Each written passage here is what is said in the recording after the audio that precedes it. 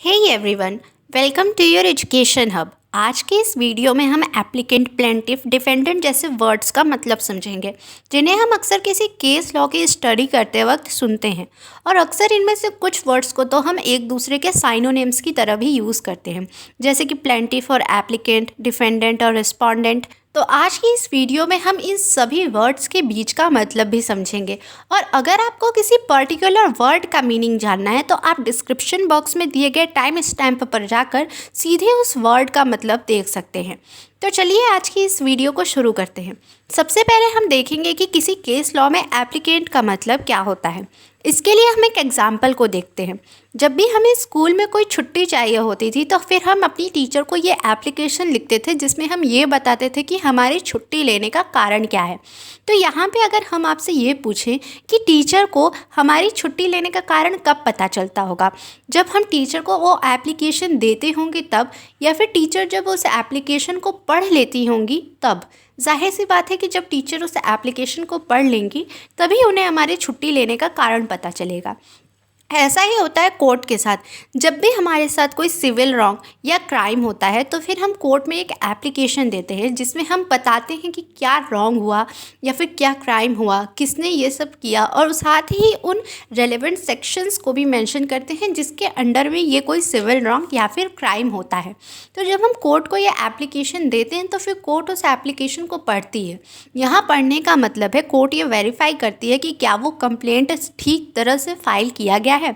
और जब तक कोर्ट इन सारी चीज़ों को वेरीफाई करके उसे एक्सेप्ट करती है फॉर द प्रोसेस, तब तक जिस पर्सन ने उस एप्लीकेशन को फाइल किया है वो कहलाता है एप्लीकेंट। और एप्लीकेंट सिविल केसेस और क्रिमिनल केसेस दोनों में ही हो सकता है। हमें पता है कि कोई भी केसेस दो टाइप्स के होते हैं, सिविल रॉन्ग और क्राइम। सिविल रॉन्ग वो होता है कि जब कोई डिस्प्यूट दो पर्सन्स के बीच में होता है, यानी कि अगर ए ने बी से कोई उधार लिया, कुछ पैसे उधार लिए, और फिर ए ने बी को उन पैसे को वापस करने से मना कर दिया, तो फिर यहाँ ए ने बी के अगेंस्ट में सिविल रॉन्ग किया और ये जो डिस्प्यूट है ये केवल ए और बी के बीच का होगा। लेकिन वहीं पे क्राइम तब होता है जब कोई पर्सन स्टेट के द्वारा बनाए गए किसी लॉ को ब्रेक करे। अगर ए ने किसी का मर्डर कर दिया है तो फिर यहाँ पे ए ने एक क्राइम किया है, क्योंकि उसने स्टेट के लॉ को ब्रेक किया है। और जब ये जो एप्लीकेशन है वो कोर्ट में एक्सेप्ट हो जाता है, तब यहाँ पे ये जो एप्लीकेंट है इसके लिए सिविल केस लॉज और क्रिमिनल केस लॉज दोनों में अलग अलग टर्म्स हैं। मान लेते हैं कि उस एप्लीकेंट ने एक सिविल रॉन्ग के लिए कोर्ट में कोई सूट फाइल किया था, तो जब कोर्ट उसके एप्लीकेशन को एक्सेप्ट कर लेती है तो तब वो जो जिस पर्सन ने एप्लीकेशन दिया है हम उसे कहेंगे प्लेंटिफ। और वहीं पे अगर उस पर्सन ने किसी क्राइम के लिए कोर्ट में एप्लीकेशन दिया था और जब कोर्ट उस एप्लीकेशन को एक्सेप्ट कर लेती है तो वहाँ पे कोई प्लेंटिफ नहीं होगा, बल्कि वहाँ पे आएगा प्रोसिक्यूशन, जो कि वो एडवोकेट होता है जिसे स्टेट अपॉइंट करती है उस केस को लड़ने के लिए।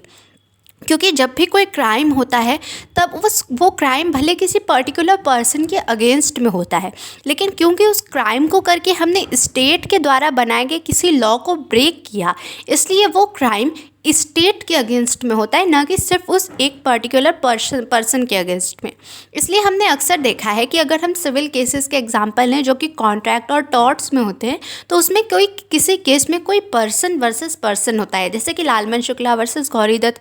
और वहीं पर अगर हम किसी क्रिमिनल केस की बात करें तो वहाँ का नाम होता है कोई स्टेट वर्सेस पर्टिकुलर पर्सन, जैसे कि state of Maharashtra versus M H. George.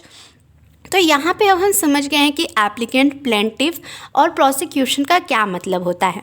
और वहीं पर जब वो जो प्लेंटिफ है, जिसने, जाहिर सी बात है प्लेंटिफ तब होगा जब उसने किसी सिविल रॉन्ग के लिए कोई केस फाइल किया, तो उस प्लेंटिफ ने जिस पर्सन के लिए ये कंप्लेंट फाइल की वो बन जाता है डिफेंडेंट।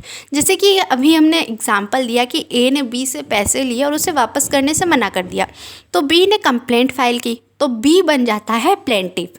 और क्योंकि इसने ये कंप्लेंट ए के अगेंस्ट में फाइल की तो ए बन जाता है डिफेंडेंट। और वहीं अगर क्रिमिनल केस की बात हो तो जिसने क्राइम कमिट किया है हम उसे कहते हैं डिफेंडेंट। जैसे कि अगर ए ने किसी का मर्डर कर दिया हो, अब ए के अगेंस्ट में कोर्ट में कुछ ट्रायल चल रहा है, तो फिर यहाँ पे ए हो जाएगा डिफेंडेंट। अब हमने यहाँ पर एप्लीकेंट, प्लेंटिफ, प्रोसिक्यूशन, डिफेंडेंट, इन सभी वर्ड्स का मतलब समझ लिया। अब ये सारी चीज़ें थी लोअर कोर्ट में, और हम मान लेते हैं कि लोअर कोर्ट का कोई जजमेंट आ चुका है और वो जजमेंट दोनों में से किसी एक पार्टीज़ के अगेंस्ट में है। तो जाहिर सी बात है कि वो जजमेंट जिस पार्टी के अगेंस्ट में होगा, वो पार्टी उस जजमेंट से अनसेटिस्फाइड होगी। वो चाहेगी कि वो हायर कोर्ट में जाए और कोर्ट से कहे कि इस केस का ट्रायल फिर से हो, क्योंकि वो इस जजमेंट से अनसेटिस्फाइड है। और जजमेंट किसी के भी अगेंस्ट में हो सकता है, फिर वो चाहे प्लेंटिफ हो या डिफेंडेंट, और क्रिमिनल केसेस में फिर वो चाहे प्रोसिक्यूशन हो या फिर डिफेंडेंट। जो जिस पर्सन के अगेंस्ट में ये जो केस लॉ है, इस अगेंस्ट में जजमेंट आता है, वो जाता है हायर कोर्ट में ये बोलने कि इस केस का ट्रायल फिर किया जाए, क्योंकि वो इस जजमेंट से अनसेटिस्फाइड है। और जब वो किसी जजमेंट के अनसेटिस्फैक्शन के कारण हायर कोर्ट में जाता है, तब हम कहते हैं कि उसने हायर कोर्ट में अपील की, और अपील करने के बाद वो पर्सन बन जाता है अपीलेंट। जैसे कि यहाँ पे बी ने प्लेंटिफ था और ए डिफेंडेंट था। अब हम मान लेते हैं कि जो लोअर कोर्ट का जजमेंट था वो बी के ही अगेंस्ट में था, तो बी के अगेंस्ट में था, तो वो फिर कोर्ट में गया और फिर उसने जब अपील की तो फिर वो बन जाएगा अपीलेंट। और वही ए जो कि लोअर कोर्ट में डिफेंडेंट था, हम उसे वहाँ कहेंगे रिस्पोंडेंट। और इसका उल्टा भी हो सकता है कि वो जो जजमेंट है ए के अगेंस्ट में हो, फिर ए बन जाएगा अपीलेंट और बी बन जाएगा रिस्पोंडेंट। इसलिए अक्सर हमने देखा है कि किसी भी केस लॉ में हम जानते हैं कि प्लेंटिफ का नाम पहले होता है और डिफेंडेंट का बाद में, लेकिन कुछ केस लॉज ऐसे होते हैं जिसमें जिसका नाम बाद में होता है हम ये पढ़ते हैं कि वो प्लेंटिफ है। ऐसा इसलिए क्योंकि उस केस लॉ का जो नाम होता है वो हायर कोर्ट के अकॉर्डिंग होता है, जो कि होता है अपीलेंट वर्सेस रिस्पोंडेंट करके। इसका एग्जाम्पल है मोहरी बीबी वर्सेस धर्मोदास घोष में, कि अगर हम लोअर कोर्ट में इस केस का नाम देखें तो हम पाएंगे कि इस केस का नाम है धर्मोदास घोष वर्सेस ब्रह्मोदत्त। और वहीं पे ये जो मोहरी बीबी, हम जानते हैं कि इसका जजमेंट प्रिवी काउंसिल में हुआ था, तो ये हायर कोर्ट के अकॉर्डिंग हो जाता है मोहरी बीबी वर्सेस धर्मोदास घोष। तो अब हम यहाँ पे समझ चुके हैं कि अपीलेंट क्या होता है। तो इस तरह से यहाँ पे हो गया अपीलेंट और रिस्पोंडेंट, और ऐसा सिविल और क्रिमिनल दोनों ही टाइप्स के केसेस में होता है, और दोनों ही टाइप्स के केसेस में ये जो टर्म्स है वो भी सिमिलर होते हैं। अब हमने एक वर्ड सुना है पिटिशनर, जिसे हम अक्सर अपीलेंट के साथ ही यूज़ करते हैं, दोनों को एक दूसरे के साइनोनिम्स की तरह ही यूज़ करते हैं, लेकिन ये दोनों वर्ड्स अलग होते हैं। जहाँ अपीलेंट हम लोअर कोर्ट के किसी जजमेंट से अनसेटिस्फाइड होकर हायर कोर्ट में अपील करते हैं, तब अपीलेंट होते हैं। वहीं पिटीशन में क्या होता है कि हम कोर्ट से ये रिक्वेस्ट करते हैं कि वो कोई लीगल ऑर्डर दे। इसका एक एग्जांपल है रिट पिटीशन। हम जानते हैं कि रिट केवल हाई कोर्ट या फिर सुप्रीम कोर्ट ही इशू कर सकती है, आर्टिकल 226 और 32 के अंडर में रिस्पेक्टिवली। तो फिर हम कोर्ट में जाके ये रिट पिटीशन देते हैं, यानी कि कोर्ट से रिक्वेस्ट करते हैं कि वो किसी पर्टिकुलर कंडीशन में कोई रिट इश्यू करे। इसके अलावा इसका एक और एग्जांपल है PIL, पब्लिक इंटरेस्ट लिटिगेशन, जिसे हिंदी में जनहित याचिका भी कहते हैं। उसमें हम कोर्ट में जाके ये PIL डाल के कहते हैं कि जो पर्टिकुलर ग्रुप या पर्सन है जो कोर्ट नहीं जा सकता, हम कोर्ट से ये रिक्वेस्ट करते हैं कि वो उसके फेवर में कोई लीगल ऑर्डर दे।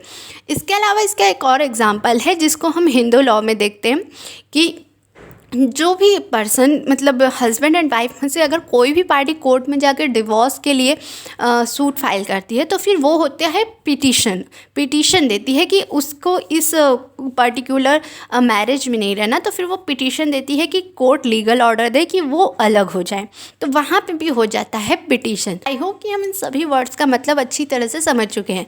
अगर आप इन वर्ड्स को समझाने के लिए कोई और ईजी एग्जाम्पल दे सकते हैं तो प्लीज़ अपने एग्जाम्पल्स को कमेंट्स में ज़रूर बताइएगा।